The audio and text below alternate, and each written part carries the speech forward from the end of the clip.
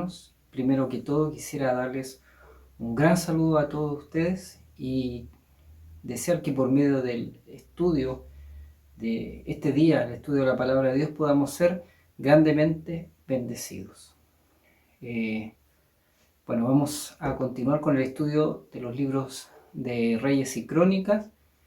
En la lección anterior, nuestro hermano Moisés Yáñez terminó de ver el segundo libro de Samuel y comenzó con el estudio de los libros de Reyes y Crónicas. En esa oportunidad, además de la introducción de estos libros, estudiamos el fin del reinado de David y el ascenso de Salomón al trono.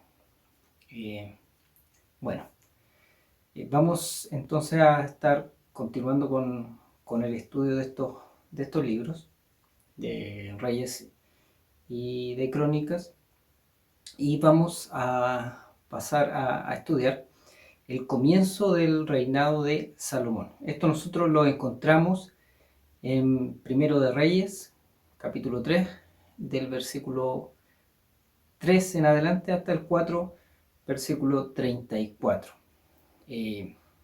Lo primero que estaremos viendo es cuanto Salomón pide y recibe sabiduría de parte de Dios. ¿Ya? Esta es la primera parte de esta sección que vamos a estar estudiando el día de hoy. Bien, en los primeros versículos del capítulo 3 vemos cómo Salomón deseaba agradar a Dios y se nos relata cómo le ofreció Salomón 1000 holocaustos en Gabaón, el lugar donde estaba el viejo tabernáculo. Este sacrificio fue una expresión de amor y también de consagración de Salomón hacia Dios. Nuestro hermano Pablo Hoff señala que su generosidad hacia Dios abrió la puerta también a la generosidad de Dios hacia Salomón, pues Dios, como dice su palabra, ama al dador alegre, y por cierto que le da mucho, pero mucho más. Bien, la escritura nos relatan que mientras dormía Salomón, Jehová se le apareció en sus sueños y le dijo que le pidiera lo que quisiera y él se lo daría. Al parecer Salomón había comprendido, él había entendido la magnitud de la responsabilidad que tenía al ser el rey de Israel, y también entendía su juventud y por lo tanto la falta de experiencia para poder gobernar a este pueblo. Y se dio también cuenta que este pueblo, que el pueblo de Israel no era suyo, sino que era el pueblo de Dios. Y en base a esto podemos ver cómo Salomón no pidió riquezas, no pidió una larga vida, tampoco pidió la derrota de sus enemigos, sino que lo que pide es sabiduría para poder juzgar al pueblo de Dios. El versículo 9 del capítulo 3 relata que dice: da pues a tu siervo corazón entendido para juzgar a tu pueblo y para discernir entre lo bueno y lo malo, porque ¿quién podrá gobernar tu pueblo tan grande? Este fue el momento más noble de Salomón y su decisión marcó su vida. Y por cierto, hasta nuestros días, incluso fuera del círculo religioso, Salomón es distinguido por su sabiduría. Sabemos que esta petición que hace Salomón agradó a Dios, que le concedió su deseo, y también le concedió aquellas cosas que él no había pedido. La sabiduría de Salomón no solo era una sabiduría abstracta como la que tienen los filósofos, sino que era una sabiduría práctica para solucionar los problemas del pueblo y también para gobernar de una buena forma. En el verso 16 en adelante encontramos uno de los pasajes más conocidos de la sabiduría de Salomón, donde se pone a prueba justamente la sabiduría de este rey. Es cuando dos mujeres que se peleaban por cuál de ellas era la madre de un niño, Salomón dijo que había que partir al niño, ¿cierto? Y basó su fallo en el instinto maternal que iba a tener la verdadera madre, que ante la oferta de la muerte del niño, eh, por parte del rey, prefirió privarse, ¿no es cierto?, de su hijo que verlo morir. Eh, entonces, de esta forma, él pudo decidir correctamente y el pueblo ahora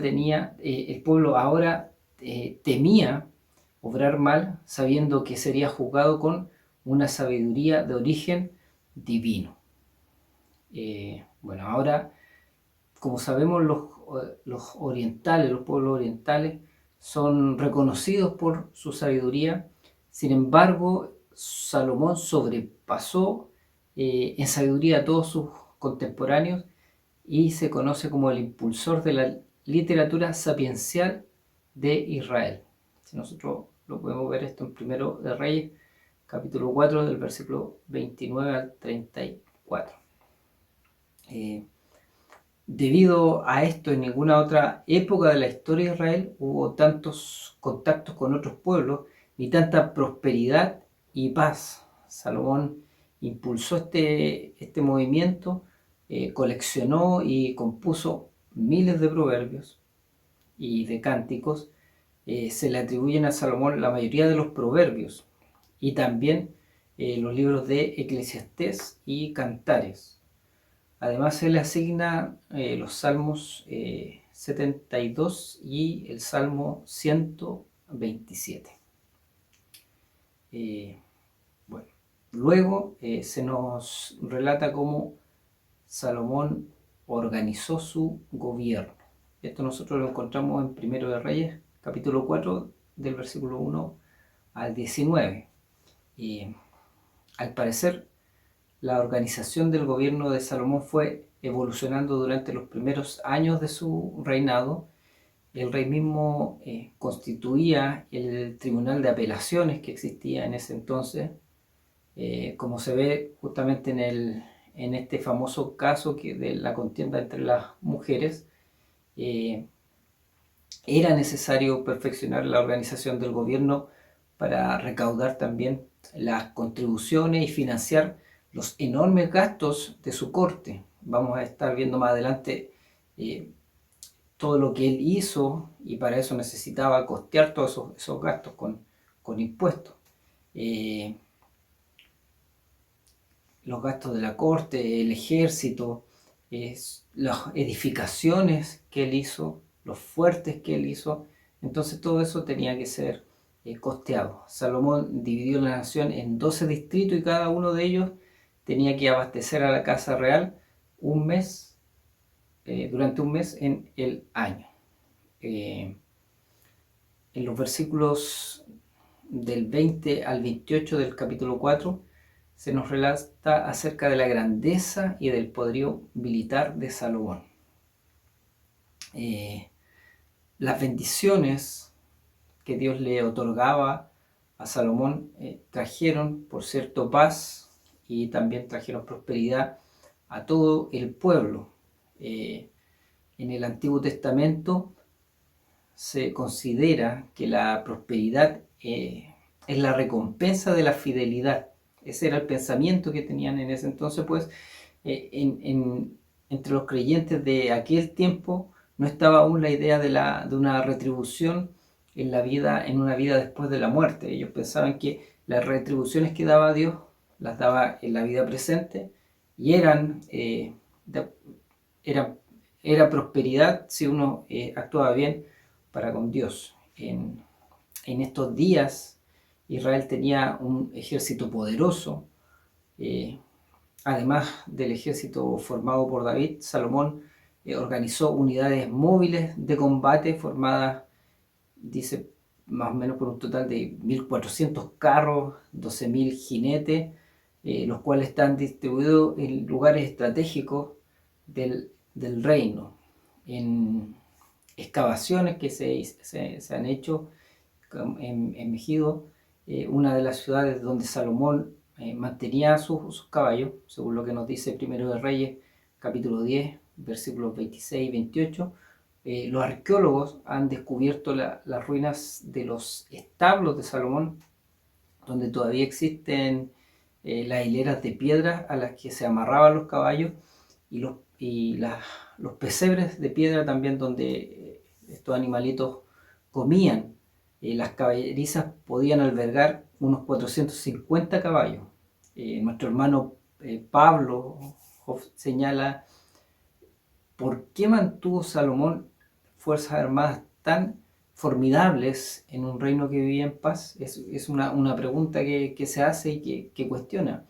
Y bueno, podría ser porque él creía que era necesario conservar la paz con el respeto que infunden las armas, algo que se usa estratégicamente aún en nuestros días, ¿no es cierto? Ejércitos poderosos para que los demás tengan respeto.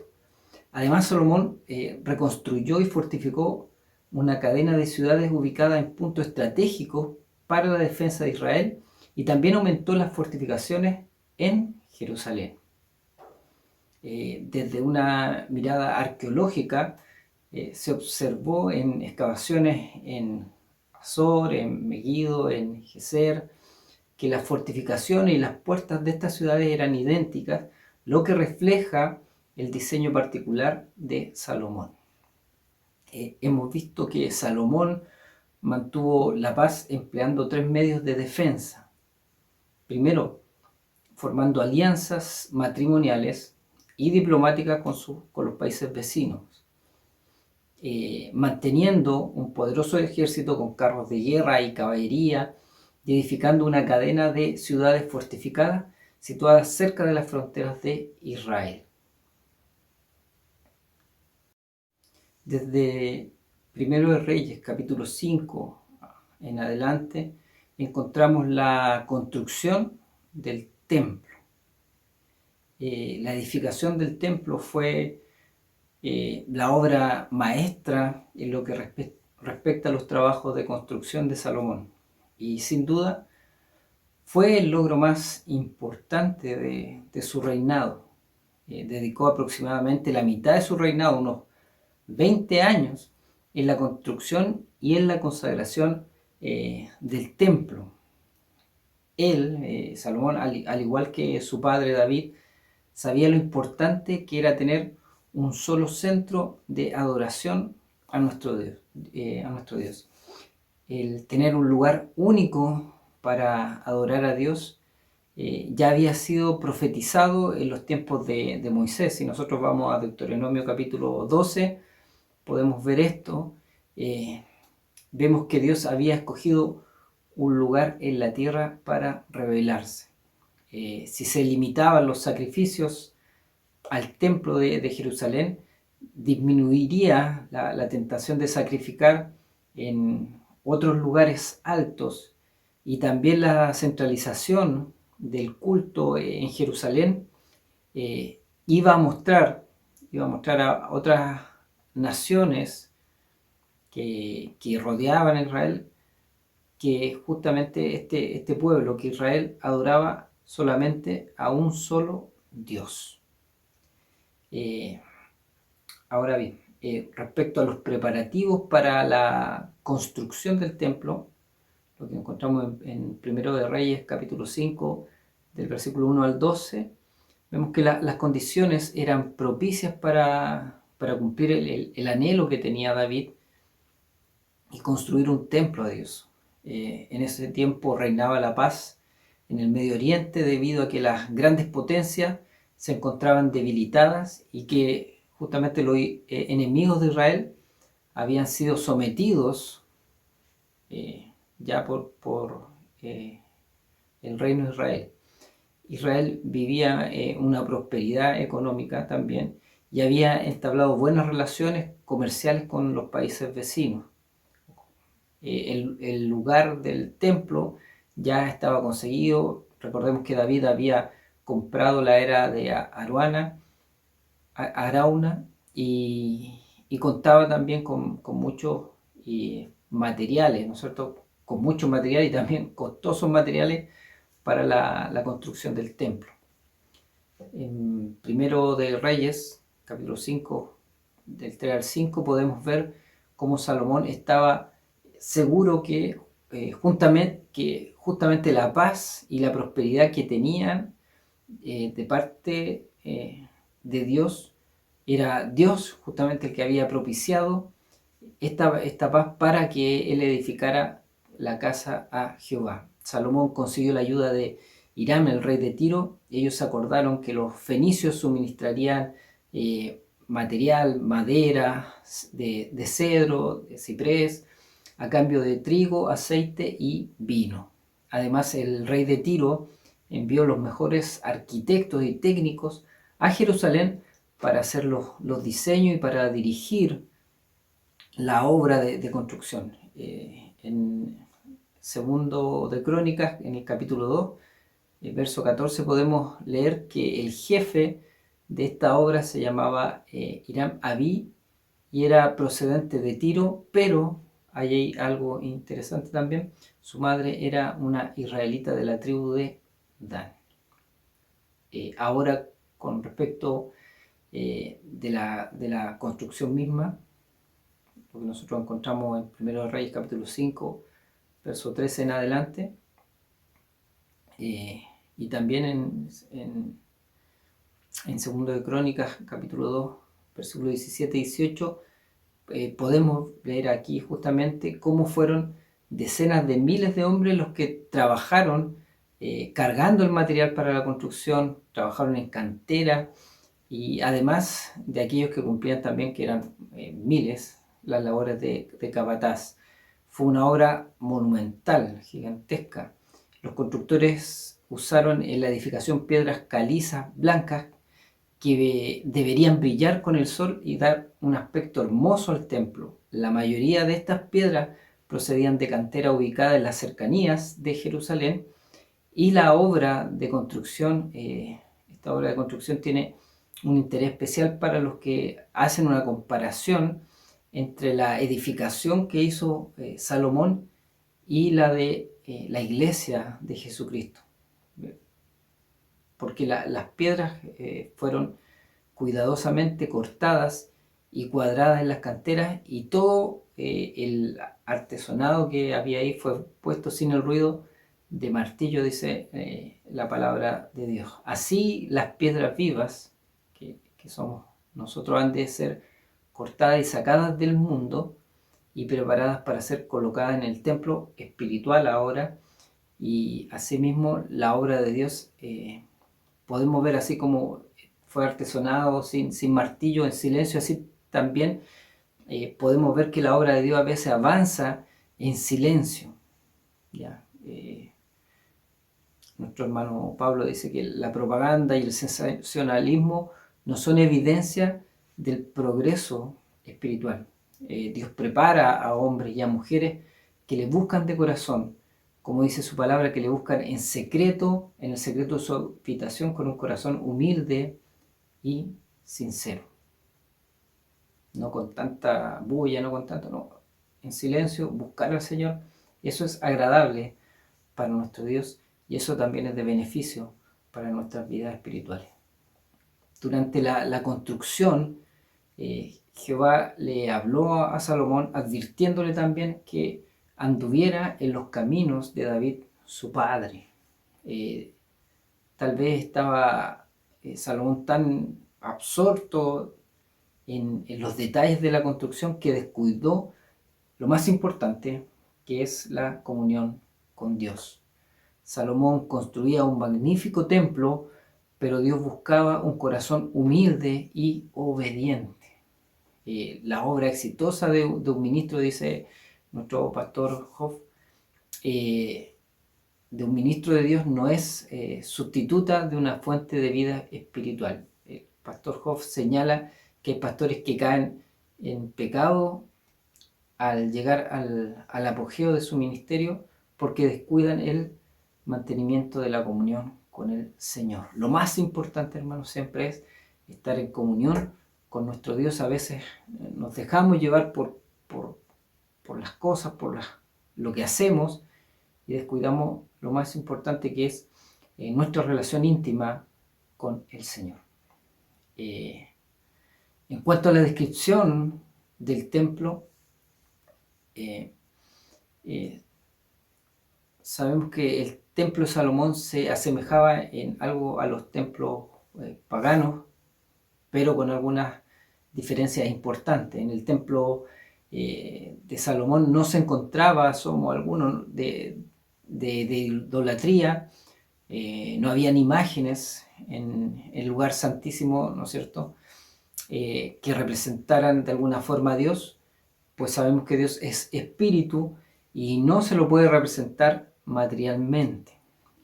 También si se compara con si se compara el templo hebreo con los de los griegos o de los egipcios, este era relativamente pequeño, sus dimensiones eran pequeñas en comparación con los templos que hacían estos otros reinos. Medía alrededor de unos 30 metros de largo, 10 metros de ancho y unos 15 metros de altura, un tamaño 2 veces mayor que el del tabernáculo original. El patio del templo estaba el gran altar de bronce que medía alrededor de 9 metros cuadrados de superficie y 3 metros de alto. Allí también se encontraba una enorme pila de bronce que proveía de agua para los sacerdotes y para los levitas que servían en el templo. Estaba hecha en forma de copa y tenía unos 2 metros de altura y 5 metros de diámetro. O sea, era igual imponente lo que estaba construido en el templo. El templo mismo se hallaba frente al oriente, con un pórtico de casi 5 metros y a los lados había salas de almacenaje, las hermosas piedras calizas bruñidas y las atrayentes líneas del exterior del templo le daban una sencilla dignidad a esta enorme construcción o importante construcción para el pueblo de Israel. Al igual que el tabernáculo, el interior estaba dividido en 2 secciones. Estaba también ahí el lugar santo y el lugar santísimo. En el lugar santo es donde los sacerdotes ejercían su ministerio. Había 10 candeleros de oro que señalaban que Israel debía hacer la luz a las naciones. Y frente a los candelabros había una mesa con el pan que se ofrendaba a Jehová, donde se colocaban todos los días sábados 12 panes que representaban cada una de las tribus de Israel. Estos panes también representaban la consagración del fruto de sus labores a Dios. Posteriormente, próximo a la entrada al lugar santísimo, se hallaba el altar del incienso, que era el símbolo de la oración y de la alabanza a nuestro Dios. El lugar santo y el lugar santísimo estaba separado el uno del otro por cortinas. El lugar santísimo era un cubo de 9 metros por cada lado, y dentro de él se encontraba el arca del pacto entre 2 querubines, donde cada uno de estos querubines medía 5 metros de altura. Una preciosa construcción, la del templo, que ahora, al ver en detalle de esto entendemos por qué era tan importante y por qué era tan recordada por los israelitas. En el capítulo 8 encontramos la dedicación del templo, un hermoso pasaje, y justamente es aquí donde hemos llegado al punto más trascendente que fue este evento, la dedicación. Lo significativo fue que este gran acontecimiento coincidió con la fiesta de los tabernáculos, fiesta en la cual se recordaba que en otra época ellos habían sido peregrinos. Ahora La dedicación simbolizaba la transición de la morada de nuestro Dios desde el tabernáculo, que era una habitación de un pueblo que era nómada, hasta una casa permanente para nuestro Dios en medio de un pueblo que ya estaba asentado. Las festividades de la dedicación duraron 2 semanas y a ella asistieron todos los ancianos de Israel, los jefes de las tribus y todos los dignatarios que representaban al pueblo. Podemos ver que en esa oportunidad fueron millares los animales que fueron sacrificados. El historiador sagrado menciona 4 etapas de la dedicación, que fueron la colocación del arca en el templo, el discurso preliminar de Salomón, su oración de dedicación y la bendición al pueblo. El traslado del arca desde la tienda de Jerusalén hasta el templo fue el primer acto de las ceremonias. El arca simbolizaba la presencia de Dios y contenía las tablas de la ley, y así constituía la seguridad visible del pacto. Cuando los levitas instalaron el arca en el lugar santísimo, podemos ver cómo la presencia de Dios a través de una nube llenó el templo. Así Dios pone su sello y que está aprobando el templo y lo santifica con su presencia. En aquella ceremonia de dedicación, Salomón representaba a la nación elegida por Dios y proclamó un discurso, ¿no es cierto? Un breve discurso. Posterior a eso dice que se arrodilla ante el altar y eleva una oración sublime que revela su conocimiento de la naturaleza de Dios y también revela la profundidad espiritual que tenía él en aquel entonces. Alaba a Dios atribuyéndole incomparable majestad y también una infinita gracia. Reconoce que aunque la presencia de Dios estaba en el templo, Dios nunca se iba a limitar al templo. Dice las palabras ahí aquí, los cielos de los cielos no te pueden contener. Cuanto menos esta casa que yo he edificado. Salomón le suplica a Dios que atienda las oraciones de los extranjeros que se hacen en el templo para que volviese a sus tierras a divulgar allí el conocimiento del verdadero Dios. Así, de esta forma, demuestra que se daba cuenta de la vocación que tenía el pueblo de Israel, que era testificar acerca de Dios a todos los pueblos. Es esto mismo, ¿no es cierto?, que Dios nos pide a nosotros cuando nos dice que debemos ser luz en medio de las tinieblas. Al igual que Israel, en aquel entonces nosotros somos llamados a testificar acerca de nuestro glorioso Dios.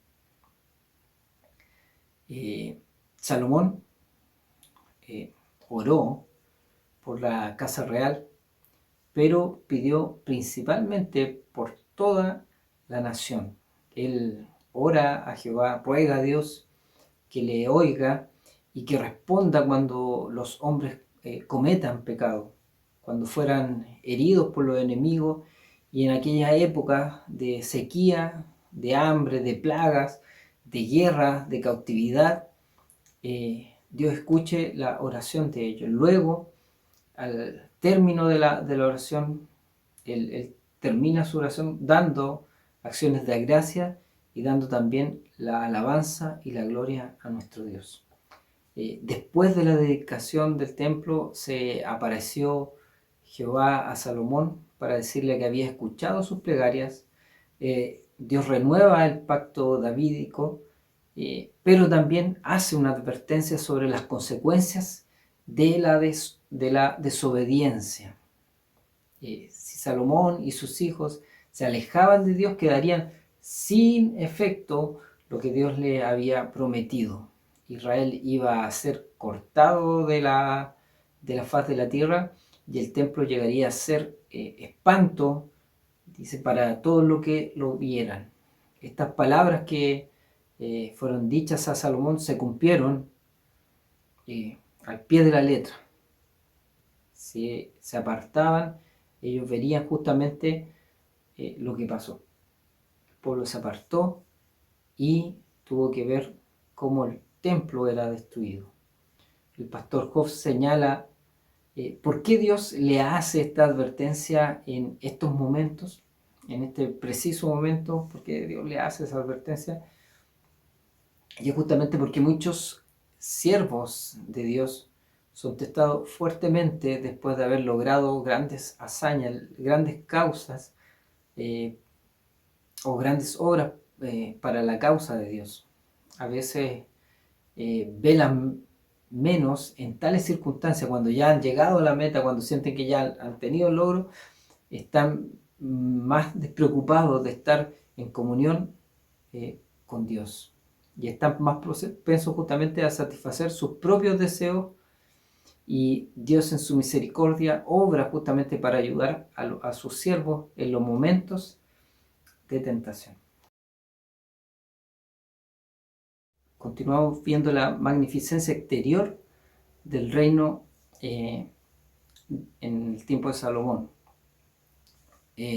Vamos a estar viendo el programa de construcción que tuvo Salomón. Además del templo, Salomón construyó un palacio magnífico para sí mismo, donde tardó cerca de 13 años en construirlo, y además hizo una gran cantidad de obras públicas. Entre las obras se incluye la del Milo, que parece haber estado en el lugar del valle que separaba la colina de Sión del monte de Moriah. David había comenzado a llenar ese valle con relleno, y fue Salomón quien lo terminó. Además, Salomón llevó a cabo un extenso programa de construcción de caminos, de ciudades fortificadas donde se mantenían guarniciones, y también de ciudades de almacenamiento para propósitos administrativos. Estas obras fueron realizadas principalmente poniendo en trabajo forzado a los cananeos que todavía vivían en Palestina. Parece que Salomón los convirtió en esclavos permanentes. No obstante a esto, también Salomón obligó a los mismos israelitas a pasar parte de cada año trabajando para el Estado, para la construcción de estas obras. Pero también parece que eximió del trabajo a su propia tribu, que era Judá. En cuanto al ámbito comercial, que nosotros eso lo encontramos en 1 Reyes capítulo 9, versículos 26 y 28, Salomón era un comerciante hábil, sabía bien cómo aprovechar la situación estratégica de su país, que era un puente entre Egipto y Asia, y también esto era una fuente de riqueza para Salomón. También era una fuente de riqueza para Salomón las minas de cobre y de hierro que se encontraban en la región de Arabá, situada al sur del Mar Muerto. Vemos también como el ejemplo de los navegantes fenicios anima a Salomón a la construcción de una flota naval que traficaba hasta el sudeste de Arabia y hasta la costa africana de Etiopía. Fue la primera vez que un israelita construía naves. Entonces era un hito importante también para ellos. También los fenicios, que eran los grandes comerciantes de aquella época, traficaban, vendían ahí en el mar Mediterráneo, y también esto aumentaba el comercio de Israel. Salomón importaba caballos desde Cilicia, de parte de los eteos, y también compraba ahí costosos carros de combate a los egipcios. Fue el primer rey de Israel que empleó caballos y carros como armas de guerra. Algo importante que debemos considerar, que fue esto que confió en los carros, confió en los caballos. La renta y los tributos de Salomón serían aumentados por las numerosas caravanas que pasaban por ahí, empleadas en el comercio de las especies que procedían del sur de Arabia y que eran enviadas a Siria, a Palestina, a Egipto. El comercio y los tributos contribuyeron para hacer de Salomón el más rico de todos los reyes de aquel entonces. En contraparte, ¿no es cierto?, el floreciente comercio con las naciones paganas trajo consigo también la introducción de muchos males que tendrían un efecto negativo sobre Israel. Esta alianza que hizo con estos pueblos paganos fue corrompiendo también a Israel y fueron dañando su relación con Dios.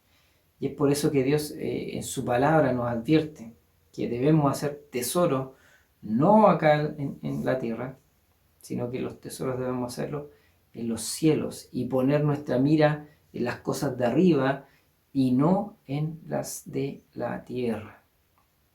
Dice su palabra, porque donde esté nuestro tesoro, ahí va a estar nuestro corazón. Por tanto, si queremos hacer tesoros, que estos sean tesoros espirituales, los que van a traer bendiciones eternas a nuestras vidas. Respecto de la fama de Salomón, ya lo encontramos en el capítulo 10 del versículo 1 al 13, las noticias de la sabiduría de Salomón y la magnificencia de su corte se divulgaron a muchas naciones. Entre los gobernantes venían a Salomón para escucharle, para conocer de su sabiduría, para recibir consejos de parte de él en cuanto a los problemas que tenían ellos. Dentro de ellos estuvo la reina de Sabá, quien quedó, dice, abrumada por el esplendor y por la extraordinaria y magnificencia de la corte de Salomón, y también por su sabiduría. Era claro que la sabiduría que tenía Salomón no podía explicarse sin reconocer que había sido dada por nuestro Dios. Jesús usó el ejemplo justamente de esta reina para reprender la indiferencia de los judíos. Si nosotros vamos allá en Mateo capítulo 12, versículo 42, encontramos esto. La reina tuvo que superar los prejuicios nacionales, la desventaja de ser mujer y la tentación del orgullo que acompaña al cargo de ser reina, y hacer un largo viaje, y todo esto para escuchar a alguien, que, si lo pensamos, es inferior a el Hijo del Hombre, a nuestro Señor Jesucristo. ¿Qué no deberíamos hacer nosotros, por tanto, para prestar oídos al mensaje de nuestro Dios a través de su palabra? Esta mujer viajó, se humilló para poder escuchar a un hombre que contaba con sabiduría divina. ¿Cuánto más nosotros no nos deberíamos esforzar para escuchar la palabra de Dios? En cuanto al materialismo y al egoísmo de Salomón, ya en su decadencia, con el transcurso de los años las riquezas continuaron acumulándose hasta que el oro era común en Jerusalén, y dice que la misma plata había perdido ya su importancia. A medida, ¿no es cierto?, que crecía su fama y aumentaba la riqueza, Salomón fue dejándose arrastrar por estos sentimientos hasta cegar su sabiduría. No supo administrar las riquezas no supo tomar su grandeza con moderación, y esto fue perjudicando cada día su relación con Dios. Creció el orgullo de él, hizo centenares de escudos de oro solo para presumir, quiso tener un trono superior al de cualquier otro rey de su época, y todo lo que hacía lo hacía extravagantemente, solo para vanagloriarse. Se calcula que hasta 15.000 personas se sentaban en la mesa real, considerando las 1.000 mujeres del harem de Salomón, 700 reinas, 300 concubinas. Los funcionarios de la corte se sentaban también en ese entonces, embajadores de otras naciones y visitas. Imagínense, 15.000 personas, un derroche de comida, un derroche de dinero, solamente para vanagloriarse. Cuando la mirada del hombre se centra en lo terrenal, como veíamos, está condenado a la decadencia espiritual. Bien dice la palabra de Dios, que no podemos servir a dos señores. ¿Es a Dios o es a las riquezas a quien servimos? Porque si no, el hombre va en decadencia. Y justamente vamos a finalizar viendo la decadencia de Salomón. Esto está en 1 de Reyes capítulo 11. Salomón se casó con muchas princesas paganas para hacer alianzas políticas, comportándose de la misma forma que lo hacían los reyes paganos en aquel entonces, y confiando así en los hombres antes que en Dios. Al entregarse a su sensualidad, a su orgullo, fue debilitando su voluntad y se enfrió su amor para con Dios.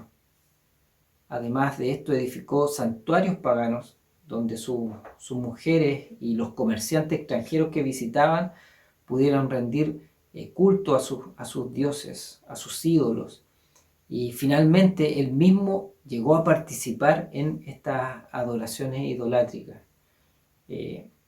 Era necesario que Dios castigara severamente a Salomón, que había abusado abiertamente de las bendiciones que Dios le había dado, con las cuales Dios le había entregado y bendecido. Es probable que empleara al profeta Ahías para pronunciar la sentencia de su juicio. El reino iba a ser quitado de la dinastía de David, pero no todo, sino que iba a quedar un remanente que sería perdonado por amor a David, mi siervo, y por amor a Jerusalén, la cual yo he elegido. Salomón había sido rechazado, Salomón había rechazado a Dios y Dios lo estaba rechazando a él. En cuanto a los enemigos y al ocaso de Salomón, no se menciona nada acerca de la gloria de Salomón en los últimos años de su vida. Salomón, al alejarse de Dios, perdió su sabiduría y dejó de ser importante. Salomón, el rey apóstata, fue hostigado por su enemigo durante el resto de su vida, y por medio del profeta Ahías, Dios designó a Jeroboam, el capataz de los trabajadores de construcción, para gobernar a las 10 tribus que se separaron después de la muerte de Salomón. La capa nueva que fue rasgada simbolizó la división del reino, que tenía solamente unos 100 años ya de existencia. El libro de Eclesiastés podemos ver cuán vacía fue la vida de este rey ya en los últimos años de su vida. Murió cuando tenía alrededor de unos 60 años. El hombre que había sido el más sabio del mundo se hizo insensato y dejó que su orgullo, que los placeres, que el materialismo lo fueran arrastrando hacia la ruina. Al morir, Salomón dejó el reino en bancarrota, el tesoro del reino vacío, el pueblo estaba desilusionado y además un reino a punto de dividirse. Se destaca en la historia de Salomón su sabiduría, el reinado de paz y de prosperidad y la construcción del templo y el esplendor de su reino. Podemos ver que él empezó bien, pero este hombre que fue lleno de la sabiduría de Dios, al parecer carecía de la espiritualidad de su padre David. La ley había declarado que los reyes no debían multiplicar para sí sus riquezas, no debían tener caballos, ni debían tener esposas, según lo que podemos ver en Deuteronomio en el capítulo 17. Pero Salomón multiplicó las tres cosas. Se convirtió en un rey déspota que consideraba que el reino existía para su beneficio, y así se cumplió la profecía que había hecho Samuel de que el rey iba a oprimir a Israel. Bueno, amados hermanos, así damos por terminada la presente lección. En la próxima lección vamos a estar viendo cómo fue la división del reino de Israel. Nuestro amado Dios les bendiga en gran manera y nos vamos a estar viendo en una próxima oportunidad si el Señor así lo quiere. Que nuestro amado Dios les bendiga.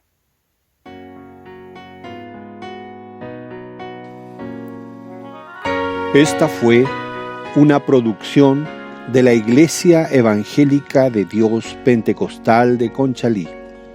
Le invitamos a seguirnos cada jueves en nuestro culto en línea a través de Facebook y cada domingo a través de nuestro canal YouTube. Para más información, visite nuestro sitio evangelica.cl. Que nuestro amado Dios les bendiga.